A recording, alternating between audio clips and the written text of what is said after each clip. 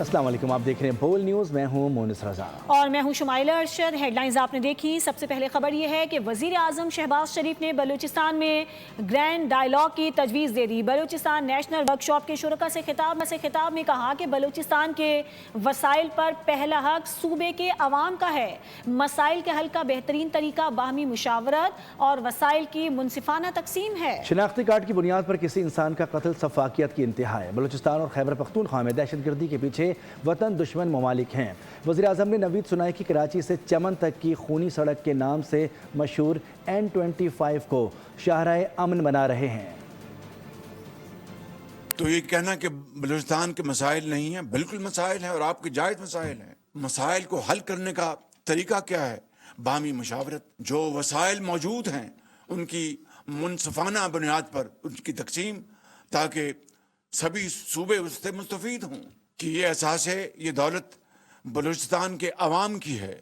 فتنہ الخوارج جو کہ ہمارے جو دشمن ممالک ہیں ان سے وہ وسائل حاصل کر رہے ہیں، بے گناہ لوگوں کو شہید کر رہے ہیں۔ مسائل کا ڈنڈورا پیٹ کر، بندوق لے کر لوگوں کو بے گناہ قتل کیا جائے تو میں سمجھتا ہوں کہ پاکستان چھوڑیں، دنیا کے کسی حصے میں امن تو دور کی بات ہے، قتل و غارت کا بازار گرم ہو جائے گا۔ کراچی سے لے کر چمن تک سڑک بنانے کے لیے، جس کو ہم ایکسپریس وے کہتے ہیں N25، وفاقی حکومت نے فیلڈ مارشل عاصم منیر سے میں نے مشورہ کیا اور بلوچستان کی جو سڑک ہے جس کو خونی سڑک کو امن کی سڑک میں تبدیل کرنے کے لیے ہم نے فیصلہ کیا۔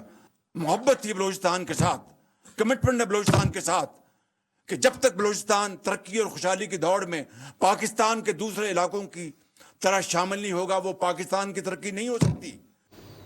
فیلڈ مارشل سید عاصم منیر سے بلوچستان کی اہم شخصیات اور سیاسی قیادت نے ملاقات کی۔ سیکیورٹی فورسز سے مکمل تعاون کے عزم کا اظہار کیا۔ چیف آف ڈیفنس فورسز کا کہنا تھا کہ بلوچستان کی تقدیر صرف صوبے کے عوام کے ہاتھ میں ہے۔ دشمنوں کے عزائم کو قوم کے اجتماعی عزم اور ریاست کے غیر متزلزل اور فیصلہ کن رد عمل سے ناکام بنائیں گے۔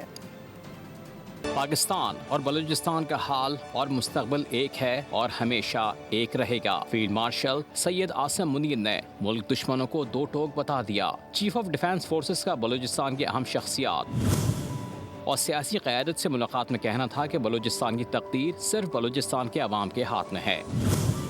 بلوچستان باصلاحیت، پرعزم، محب وطن اور باوقار عوام کی سرزمین ہے۔ دشمن عناصر بلوچستان میں عدم استحکام، ترقی کی راہ میں رکاوٹ اور ریاست و عوام کے درمیان خلیج پیدا کرنا چاہتے ہیں۔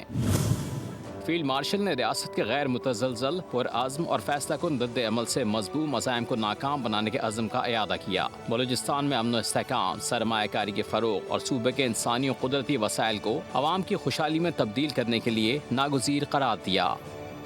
بانی پی ٹی آئی کے اسپتال منتقلی کیس میں چیف کمشنر اسلام آباد نے سپریم کورٹ کے 18 اگست کے فیصلے کے خلاف نظر ثانی درخواست دائر کر دی ہے، جس میں فیصلے کو قانونی غلطیوں پر مبنی اور پرزنر رولز 1978 کے منافی قرار دے دیا ہے۔ درخواست میں موقف اختیار کیا گیا ہے کہ قوانین کے تحت قیدی کا علاج صرف سرکاری یا جیل اسپتال میں ہی ہو سکتا ہے اور پرائیویٹ اسپتال یا مرضی کے ڈاکٹر سے علاج اور غیر ملکی کالز کی اجازت دینا سیکیورٹی خدشات اور آئین کے آرٹیکل 25 کی خلاف ورزی ہے۔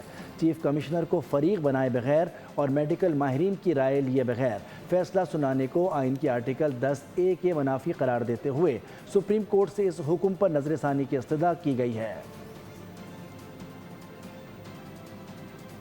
وفاقی وزیر اطلاعات عطا تارڑ نے تصدیق کی ہے کہ بانی پی ٹی آئی کا پمس اسپتال میں طبی معائنہ کروایا گیا، ڈاکٹرز نے صحت مند قرار دیا۔ دوسری جانب وزیر دفاع نے دعویٰ کیا کہ بانی کی صحت ٹھیک ہے، کوئی مسئلہ نہیں، اسے سیاسی بنانا بددیانتی ہے۔ لیگی سینیٹر ناصر بٹ نے بانی تحریک انصاف کے طبی معائنے کو سیاسی ڈرامے کا نام دیا، طنز کیا کہ جو کہتے تھے لیڈر بیمار نہیں ہوتا، علاج کے نام پر فرار کا راستہ ڈھونڈ رہے ہیں۔ ان کے ذاتی معالج نے یہاں پہ ہاؤس کے ایک ممبر کو بتایا کہ ان کی آنکھ کی تکلیف جو ہے وہ آہستہ آہستہ ٹھیک ہو چکی ہے، اس کے علاوہ صحت کو خدا نخواستہ کوئی خطرہ لاحق نہیں ہے۔ इसलिए सेहत जो है उसको इशू बनाना जो है मैं समझता हूँ थोड़ी सी ओवर पोलिटिसाइजिंग द इशू समझा जाएगा। वो साजिशी जो था ना, हॉस्पिटल में किसी और चक्कर में आया था, उसका इलाज हुआ चला गया ना। वो कहता होता ना कि लीडर बीमार नहीं होते, इनको दिल के अटैक हो जाते हैं, ये झूठ बोलते हैं, ये हो जाता है। तो ये क्या हुआ, गया उन्होंने कहा ठीक है भाई तुम्हें कुछ नहीं है, जाओ घर। चेयरमैन पीटीआई बैरिस्टर गौहर ने सुप्रीम कोर्ट के फैसले की खिलाफ वर्जी का तासुर मुस्तरद कर दिया। उन्होंने हुकूमत पर करोड़ों अफराद के जज्बात मजरू करने का इल्ज़ाम लगाते हुए वाज़ेह किया कि बानी पीटीआई को शिफा की बजाय पिम्स अस्पताल ले जाया गया। ज़ाती मौलिक से मुलाकात नहीं करवाई गई, सिर्फ आँख का मुआयना हुआ। बैरिस्टर गौहर ने उम्मीद जाहिर की कि वो बानी पीटीआई के लिए रिलीफ हासिल करके रहेंगे। ऐलान किया हुआ कि हम बिल्कुल ज़रूर कंटेम्प्ट में जाएंगे। सुप्रीम कोर्ट का जो ऑर्डर था उसको इन लेटर इन स्पिरिट उसकी वायलेशन की गई है, और सुप्रीम कोर्ट नहीं है कि आप कहें जी वहाँ कोई लोग थे तो हम दूसरी तरफ लेके गए, अगर उधर लोग थे तो आप पहले क्यों नहीं लेके आए, आप एक दिन पहले क्यों नहीं लेके आए, ये बड़ा नामुनासिब है। देखो ये इनके लिए ये चीज़ें लाइट है, हमारे लिए ये चीज़ें बहुत ज़्यादा सीरियस हम लेते हैं और इनको भी सीरियस लेना चाहिए। खान साहब के हेल्थ का इशू है, कौन सा कैदी है जिसको आपने 10 महीने तक आइसोलेशन में रखा है, किसी को भी नहीं रखना चाहिए, और सबके लिए ऐसा होना चाहिए। आफ्टर ऑल ह्यूमन बीइंग है, ऐसा नहीं होना चाहिए। हम पॉलिटिकल पार्टी हम स्ट्रगल करेंगे, इंशाल्लाह ताला हम दोबारा जाएंगे और हम ये हासिल करेंगे इंशाल्लाह। सिक्योरिटी फोर्सेस का दहशतगर्दों के खात्मे के लिए मिशन जारी है। बलूचिस्तान में जारी कार्रवाइयों में मारे गए दहशतगर्दों की तादाद 49 हो गई। ताज़ा कार्रवाइयों में फितनाल खवारिज के 12 दहशतगर्द जहन्नुम वासिल हुए। ISPR के मुताबिक मस्तोंग, मच, खुजदार और पंजगोर में ऑपरेशंस के दौरान 37 दहशतगर्द हलाक हुए। दहशतगर्दों के कब्जे से बड़ी मिकदार में धमाका खेज मवाद, IEDs, असलहा, गोला बारूद और मोटरसाइकिलें बरामद कर ली। ISPR का कहना है कि मुल्क की दिफा के लिए सिक्योरिटी फोर्सेस का अज़म गैर मुतज़लज़ल है।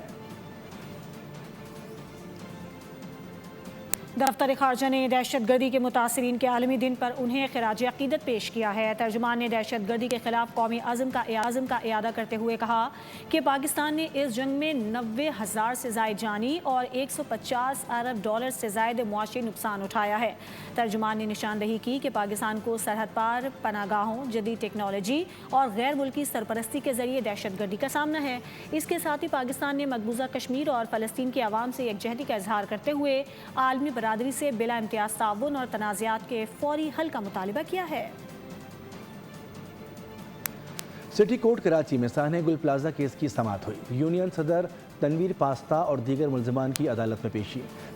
तफ्तीशी अफसर ने चालान पेश करने के लिए मज़ीद मोहलत मांग ली। अदालत को बताया कि तफ्तीश मुकम्मल हो चुकी है, चालान आला अफसरान की मंजूरी के बाद पेश किया जाएगा। अदालत ने तफ्तीशी अफसर को 5 सितंबर तक की मोहलत दे दी।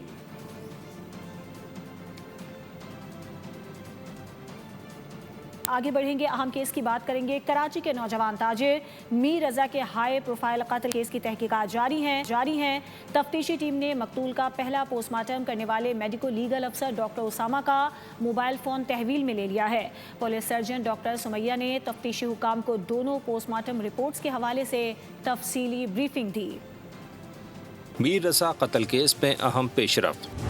तफ्तीशी टीम ने मकतूल का पहला पोस्टमार्टम करने वाले medico legal officer doctor Usama का मोबाइल फ़ोन तहवील में ले लिया। फ़ोन का डाटा और कॉल रिकॉर्ड हासिल किया जाएगा। तफ्तीशी टीम ने police surgeon doctor Samia Saeed को भी तलब करके पहले और दूसरे पोस्टमार्टम के नताइज से मुतालिक 2 घंटे तक पूछगछ की। पुलिस सर्जन ने बताया कि फायर पीछे से किया गया। गोली मीर रजा की पीठ पर लगी और सीने को चीरती हुई बाहर निकल गई। क्या प्राइमरी क्राइम सीन वही है जहां से लाश मिली या मीर रजा को कहीं और कत्ल किया गया? तफ्तीशी टीम अब 200 मीटर के इस ग्रे एरिया पर काम कर रही है, जिसके बारे में ताहाल मालूमात सामने नहीं आ सकी हैं। मीर रजा के आखिरी बार CCTV में नजर आने के बाद से लाश मिलने तक इस इलाके में क्या हुआ था, खोज लगाने के लिए तहकीकात जारी हैं। सब्सक्राइब करें और बेल दबाएं ताकि कोई खबर रह न जाए।